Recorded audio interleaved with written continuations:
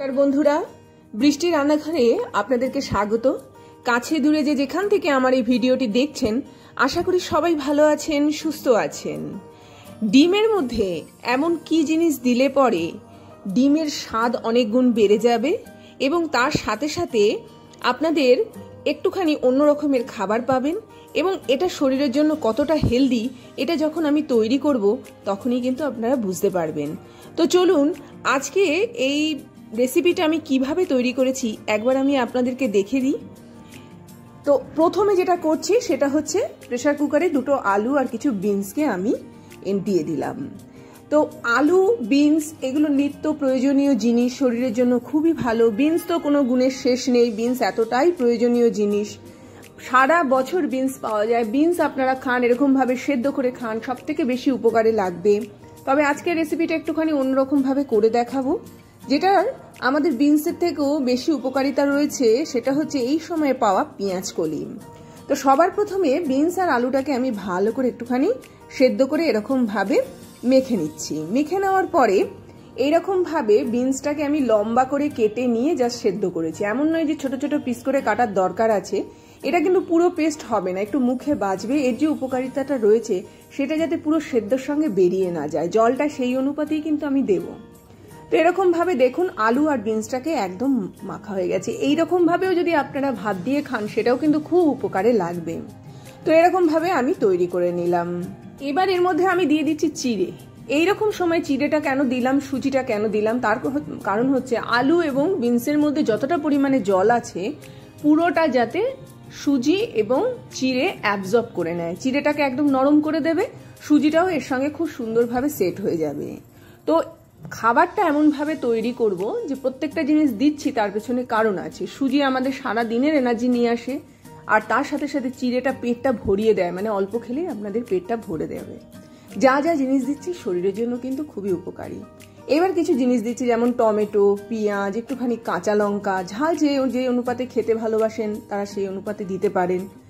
তো এখানে আপনারা ধনেপাতা ব্যবহার করতে পারেন, কিন্তু আমি এখানে ধনেপাতার গন্ধটা চাইছি না।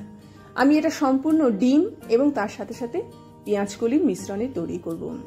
তো এরকম ভাবে মিশ্রণটাকে দেখুন হাত দিয়ে ভালো করে মেখে নিচ্ছি। টমেটোর মধ্যে অনেকটা পরিমাণে জল থাকে, পেঁয়াজের মধ্যেও থাকে, পুরোটা দেখবেন এত সুন্দর ব্যালেন্স হয়ে যাবে যখন হাতের মুঠোয় এরকম ভাবে ধরে নেবেন, তাহলে দেখবেন এটা অনেকটা শক্ত শক্ত আকারে তৈরি হবে। মানে এটা কিন্তু একদম নরম নরম তৈরি হবে না, একটু বেশ আমরা যেরকম আটা মাখি সেরকম আটা মাখার মতো শক্ত তৈরি হবে। অসাধারণ খেতে, অসাধারণের উপকারিতা। যা যা জিনিস দিচ্ছি প্রত্যেকটাই জরুরি। নুনের বদলে আমি এখানে বিট নুন দিচ্ছি, সামান্য একটু আমচুর পাউডার দিচ্ছি, একটু জোয়ান আমি এর মধ্যে দিচ্ছি, কেননা যেহেতু এটা ভাজা হবে সেই জন্য একটুখানি জোয়ান আমি এর মধ্যে অ্যাড করে দিচ্ছি। একটু সামান্য জিরের গুঁড়ো আপনারা এর মধ্যে দিয়ে দিতে পারেন। ভালো করে সবকটা জিনিসকে ভালো করে এরকমভাবে মাখতে হবে।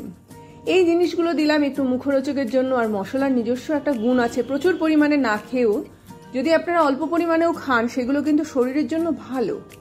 তো আমার এটা টোটালি তৈরি হয়ে গেল। আমি হাত দিয়ে দেখে নিচ্ছি, হ্যাঁ একদম সেটটা তৈরি হয়ে গেছে। এবারে যেটা করব সেটা হচ্ছে একটা ডিম নিয়ে নিচ্ছি। এবার হচ্ছে ডিম কেন নিচ্ছি, ডিমের মধ্যে প্রচুর পরিমাণে ভিটামিন রয়েছে, প্রোটিন রয়েছে। ডিম সারাদিনের শক্তি যোগাতে খুব ভালো কাজ করে, খুব বেশি পরিমাণে না হলেও একটা খেলেও যথেষ্ট।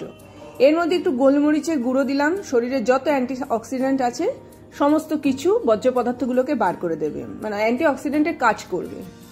তো এর মধ্যে দিয়ে দিলাম একটুখানি পেঁয়াজ কলি, একটুখানি সামান্য নুন। এবার পেঁয়াজ কলির সব থেকে বড় প্লাস পয়েন্ট হচ্ছে এটা একটা ব্যাকটেরিয়াল উপাদান রয়েছে এর মধ্যে, যেগুলো আমাদের পাকস্থলী, লিভার, ইউরিনের যে মানে বাথরুমের সঙ্গে যে ধরনের ইনফেকশনগুলো জড়িত থাকে সেগুলো কিন্তু অনেকাংশে দূর করে দিতে সাহায্য করে। তা এই সময় যেহেতু পেঁয়াজ কলি উঠেছে, তো এটা আমি ডিমের মধ্যে অ্যাড করলাম। আর পেঁয়াজ কলিটাকে কিন্তু আমি খুব বেশি ভাজবো না, এর উপকারিতাটাকে আমি নষ্ট করব না।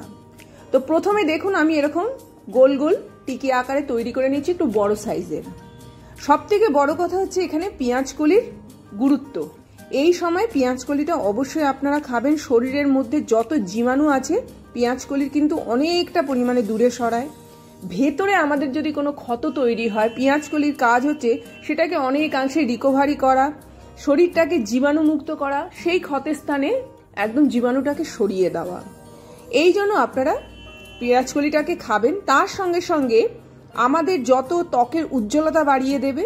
পেঁয়াজকলির অসম্ভব আকারে দরকারি একটা খাবার, অবশ্যই আপনারা এখনকার সময়ে খাবারের সাথে রাখুন আর এইভাবে রাখুন। এটা কি হবে, পেঁয়াজকলিটাকে আমি খুব বেশি ভাজা করছি না, এই জন্য পেঁয়াজকলির নিজস্ব গুণটা কিন্তু চলে যাবে না। আমার এগুলো মোটামুটি 5টা মতো তৈরি হয়েছে। এবার আমি এগুলোকে ভাজবো কি করে, সামান্য একটুখানি তেল দিচ্ছি, খুব বেশি পরিমাণে তেলের দেওয়ার দরকার নেই, সামান্য একটুখানি তেল। তো এরকম ভাবে তেলটাকে একটুখানি গরম করে নেব। প্রথমে তাওয়াটাকে গরম করে নিয়েছি, এবার তেলটাকে গরম করে নেব। এবারে খুব ভালো করে দেখুন, আমি সবার প্রথমে এখানে দিয়ে দিচ্ছি সামান্য একটুখানি ডিমের মধ্যে রাখা পেঁয়াজকলিটা, মানে ডিমের মধ্যে ডোবানো পেঁয়াজকলিটা, তার মধ্যে একটা টিকিয়া। তাহলে কি হলো, প্রথমে ডিমের সাপোর্টটা পেলো, তারপরে পেঁয়াজকলিটা, তার উপরে টিকিয়াটা। এবারে যেটা করব, পেঁয়াজকলিটাকে কিন্তু আমি ডাইরেক্ট ভাজছি না, এরকম ভাবে ডিমের গোলার সঙ্গে যে পেঁয়াজকলিটা মিশিয়ে দিয়েছিলাম তার মধ্যে একটা টিকিয়া দিয়ে জাস্ট একটু একটু করে সরিয়ে দেব। এত ভালো একটা খাবার অবশ্যই বাড়িতে তৈরি করুন।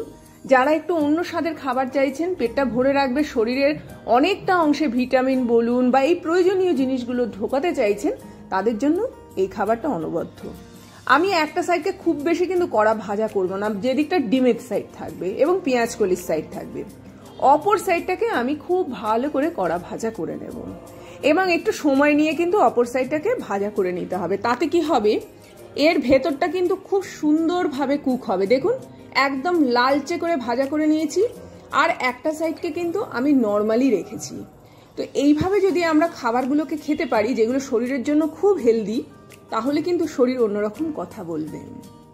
দেখুন আমার 3টে তৈরি হয়ে গেছে, আমি আরো 2টো তৈরি করব, তার মাঝখানে এগুলোকে পরিবেশন করে দেখাচ্ছি। দেখুন একটা দিক পুরো কড়া ভাজা, আরেকটা দিক নর্মাল ডিমের মধ্যে ভাজাটা হয়েছে। পেঁয়াজকলি কিন্তু সেই ক্ষেত্রে নর্মাল সেদ্ধ হয়েছে, কড়া ভাজা কিন্তু করছি না। এইভাবেই 3টে আমি প্রথমে তৈরি করলাম। তো চলুন প্রত্যেকটা ভেজে নিয়ে এবার আমি পরিবেশন করছি। কেন খাবেন, তার কারণ হচ্ছে সবজি যেভাবেই হোক না কেন শরীরের ভেতরে ঢোকানো আবশ্যক, এবং কোন সবজি কোন সময় কি কাজে লাগে সেটাও কিন্তু বৃষ্টির রান্নাঘরে আমি বিভিন্ন সময় বলে থাকি।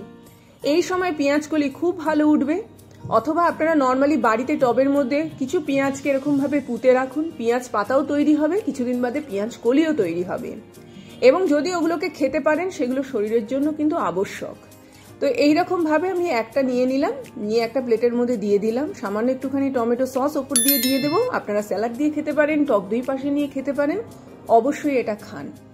এই বলে আজকের মতো বিদায় নিচ্ছি, আবার আসবো একটা খুব সুন্দর ভিডিও নিয়ে। ততক্ষণ সবাই ভালো থাকবেন, সুস্থ থাকবেন, দেখতে থাকবেন বৃষ্টির রান্নাঘরে। ভালো করে লক্ষ্য করুন, ভেতরের পেঁয়াজকলিটা কিন্তু সেদ্ধ অবস্থায় রয়েছে, ভাজা বা পোড়া নয়। অবশ্যই চ্যানেলটিকে সাবস্ক্রাইব করবেন, অবশ্যই ভিডিওগুলোকে যত পারবেন শেয়ার করবেন। আসলাম তাহলে।